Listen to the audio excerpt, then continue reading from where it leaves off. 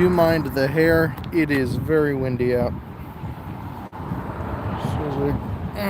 We'll begin as soon as I grab this pillow in back of me here. Prop my head up all nice. Alrighty. Now I apologize for the big line. Dark shadows and whatnot. It is a very nice day out. It's good to be out here. Today, I want to talk about alcohol consumption and practically the rate at which you should probably intake alcohol. And I would like this to be, if I can, I'd like it to be a cautionary tale. Thank you, truck. I would like to be a cautionary tale to all those kids out there who are either just getting into drinking or people who are thinking about drinking and all that jazz.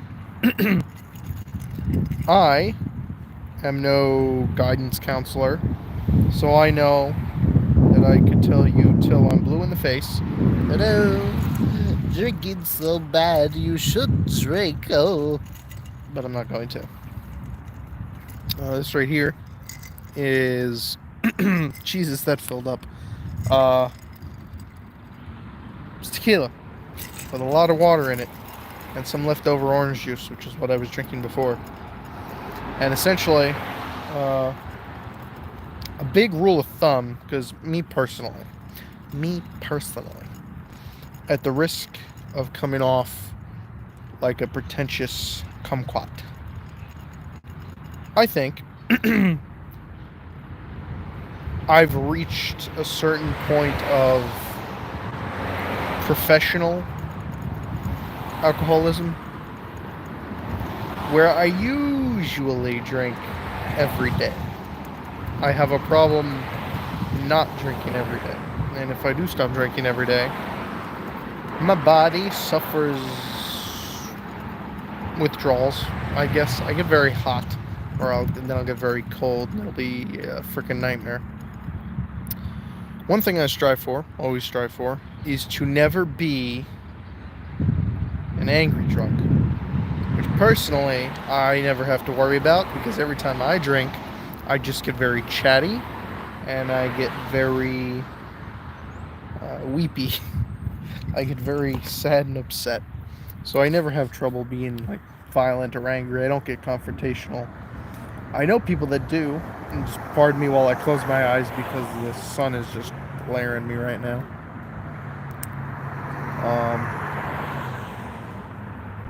But yes, I heard a cool thing online, and I constantly hear it from doctors, and I really believe in it, is that drinking moderately can help. Wine, mind you, this just covers wine. Drinking wine in moderation, a glass once a night or every few nights, can lead to good heart health. But if you don't drink already, you shouldn't start. And that I completely believe in. I trust them 100% on that. I'm, as you've probably seen in past videos, I'm way more of a wine person. I'm not a tequila guy. I used to be a gin guy, not anymore. I like gin because it was very clean. It tasted very clean. God, it's sunny out here. It's so fucking nice. Anyways, when going to a party, when I was in high school, this was a big thing. This is one thing that always bugged me about high school, was that everyone was always, oh my god, man, I'm gonna get shit-faced, bro. I'm gonna get so fucking drunk, I'm not gonna remember the next day, blah, blah, blah, blah, blah, blah. Should never, ever strive to get that drunk. Because this can fucking kill you. And I've known a couple people who had to get their stomachs pumped. One person who died and then got fucking brought back to life on the table because they drank too much. It's never good to overdo it. I think every person, if you want to, if you want to get drunk, you should always strive to, keep track of yourself and keep Yeah, just keep a tag on yourself, man. Like, never try to overdo it. And the second, this is one thing, the major thing that happens with me is if I know I'm getting too far into drink and I'm starting to feel dizzy to the point where, like, I feel like slight anxiety coming on, I'm like, you know what? Boom, right then and there. No more drink. It's time to stop. You know, as soon as you start to feel like, oh man, I can't feel like. I'm not saying wait until pieces of your body go numb. I'm saying before that happens, believe me, you'll be able to tell. Like, obviously, you always drink slow. That's a big thing that I don't hear a lot of people talking about. Drink slowly. Have a sip, wait a couple of minutes, another sip, a couple of minutes, two more sips. After a while, and you gotta play it. Play it by ear. Don't just rush into a drink, down the whole fucking thing, and that's it. Because a couple minutes later, you'll be wishing you hadn't, and it's a bad fucking time. So, let's see, what have I covered here? Be moderate. I love this person. They're like, this person's having none of this traffic. They're just like, fucking, I'm out of here. 4K turn in the middle of it. Boom, gone. You'll probably see them pass by. Yeah, it was them. Fuck, this could use orange juice. I fucking hate tequila. But yeah, what have I gone over today? Don't be peer pressured into shit. That's a big one. How do people want you to drink? Most alcohol tastes bad, and it'll just make you feel like shit. If it puts you to sleep, when you wake back up, you feel like shit. That's another one. Drink plenty of water before you go to sleep, or before you decide to conk out. Advice that I probably won't heed right here, right now, but do as I say, not as I do. But yeah, always learn your limit. Never overdo it. Never, ever, ever, ever strive to get pissed drunk. See, now that's nice. I wish we'd stay behind the clouds just like that right there. And it can't do it. And it's back. The sun is back to fuck me. Yeah. See, I ain't got no hood, no nothing. My brother took my straw hat. I don't even have that anymore. So yeah, never rush in on a drink. Always take your time.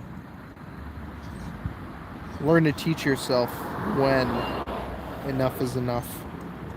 And you can't take anymore. Because, believe me, the amount of things that could go wrong while consuming alcohol is immense. My brother, funny story, my younger brother Michael, he had just started recently, well, he was decently into his stint as a vegan. Still is a vegan. And what he did was, he had a bunch of fucking something or other, wine, beer, I don't know, whatever the fuck it was, at my buddy's house. Now, mind you, Michael had been eating nothing but like vegetables. He'd been doing his protein intake and all that bullshit, but one night, all he had was like a salad the size of like my palm. And he went and he downed a whole bunch of alcohol. Less than like 20 minutes later, he was in the upstairs bathroom of my friend's house, barfing his fucking lungs out. He was so fucking sick to his stomach, it was terrible. That's why they tell you to never ever drink on an empty stomach. And I could attest to this. Before I came out here and started drinking, I was fucking starving. I went upstairs and made myself a lettuce, Virginia ham, and mustard sandwich on like garlic bread. Never drink on an empty stomach. Bad fucking idea. Honestly, I feel like too many people turn to alcohol to drown their sorrows. Which, honestly, personally, I think that's one of its greatest purposes. That's most of the time why I drink. But at the same time, it shouldn't be something that's overdone. I'm not saying to not fall back on it because I know how hard that is not to do. And if you're already in the hole, it's hard to climb out. I personally have no desire to, strictly for the fact that if I tell myself, hey, we're not going to drink for the next month, I can do it. 2 months, yeah, it might be a little harder, but I'll never get, I'll never get piss drunk. I will never, first off, I ever get drunk to the point where I'm throwing up, ever. That is completely uncalled for. Absolutely uncalled for. Never get drunk to the point where I'm fucking pissing myself. Anytime I'm drunk, I know where the bathroom is. I know where to fucking find it. If I ever got to the point where I drank so much that I pissed myself, I would probably legitimately, out of pure force of will, never drink again. That would be completely irresponsible. And I guess that's what it boils down to, is as stupid, as ridiculous as it might sound, is if you're going to drink, is to have a certain degree of responsibility with it. If that makes sense.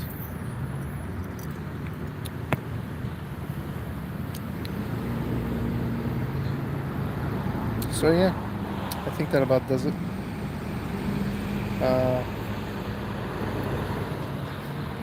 I'm gonna go upstairs and put some orange juice in this because this tastes like ass.